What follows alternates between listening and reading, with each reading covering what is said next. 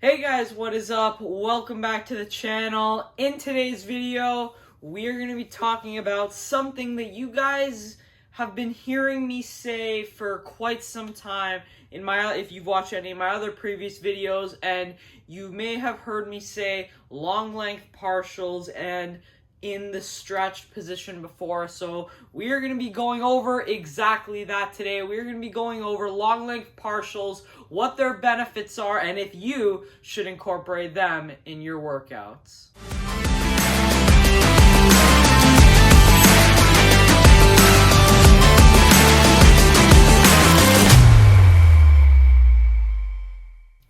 Okay, so first off, what are long length partials? Well, long length partials are where you do partial reps in the stretched part of the range of motion. So for example, if you're doing a lat pull down, you'll do the first half of the range of motion because that's where your lats are most stretched.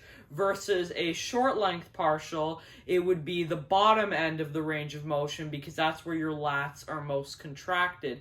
Now, we have loads of research showing that the long length partial is way more conducive to hypertrophy than short length partials, and in some studies it even shows that long length partials could possibly be better. Now, don't quote me on this because we don't know exactly, but they may be better than full range of motion. Obviously, they're doing more research on this as we speak right now. We don't really know for sure, but in some of the studies that they've done, it's looking pretty likely that long length partials are probably the way to go for the foreseeable future, as the research is pretty damn strong right now.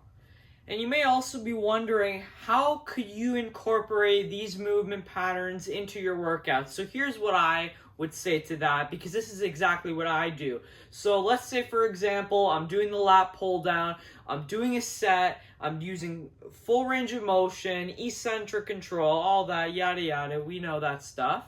So I'm doing that, and then at the end of my set, when I can't get any more reps, instead of just any more clean reps, like where I can't touch the bar to my chest, instead of stopping the set, why not bang out some partial reps? That's where, especially on the lat pull down, there are a couple exercises where it is very easy to incorporate long length partials. So like the lat pull down, hamstring exercises like the seated hamstring curl or the lying hamstring curl, very easy to incorporate long length partials.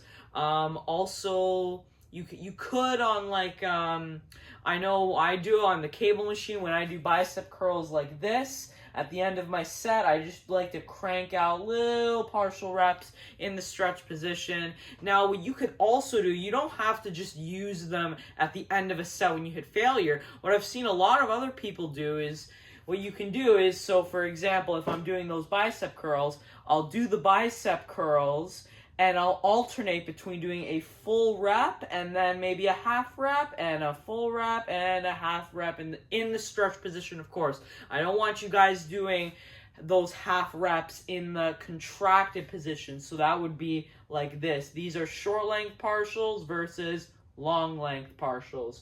The research definitely shows that the long length is much more hypertrophic than the short length. So if you are going to do those partials, definitely do the long length and play around with it. I mean, you can even do, like, maybe on your last set you only do long length partials. There's a lot of different ways you can incorporate this.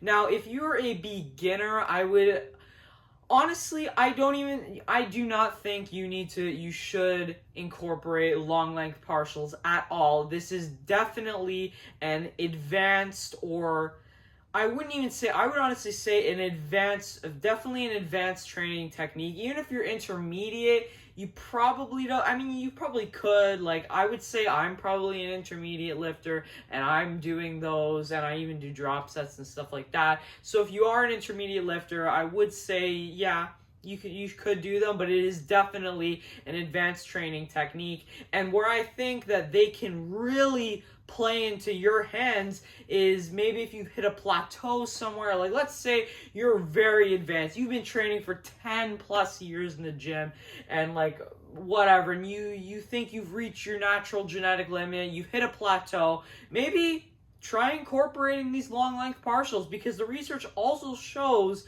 that on average, long length, from what we have, still more research needs to be done, but they have shown that you could possibly gain 10% more muscle by just doing long length partials compared to full range of motion.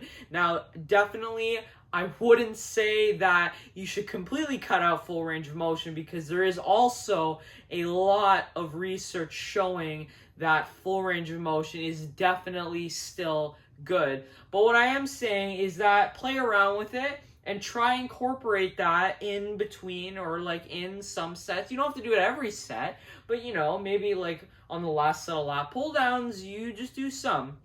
You know, play around with it, have fun with it, and maybe, you may not, but you most likely can probably push through that plateau you have and make some more gains. Now, there are some exercises where these long length partials can be a little bit difficult to perform. For example, the bench press. If you're bench pressing, it's not really that safe to be doing those long length partials, especially if you don't have a spotter, because let's say you're doing them and then you can't get the weight up.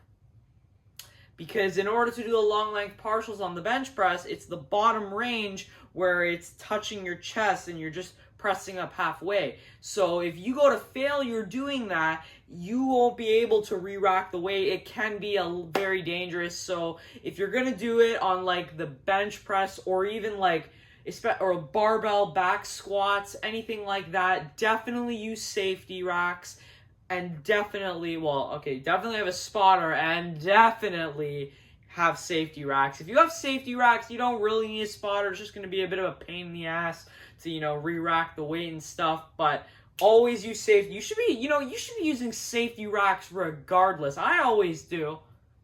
You won't see, you know what? If I go to Good Life Fitness, at my gym, they don't actually have safety racks in the bench press, so I don't freaking bench press. If there's not safety racks, I ain't benching, because it's not safe. So for what I would say with the bench press, because it is a little bit harder to perform those long length partials, I would also recommend you guys get a cambered bar. So like I have the Rogue. I made a video about this for my birthday. I will do a full review on this bar, definitely. You guys stay tuned for that. But I got the Rogue Seal Row bar, and that basically allows me to get a bigger stretch on the chest, as I can go much deeper with it than a regular barbell. Because a regular barbell, I have to stop at my chest, but this, I can literally keep on going and just completely stretch the pecs, and it is absolutely amazing. So make sure to try out these long length partials, guys. I promise you,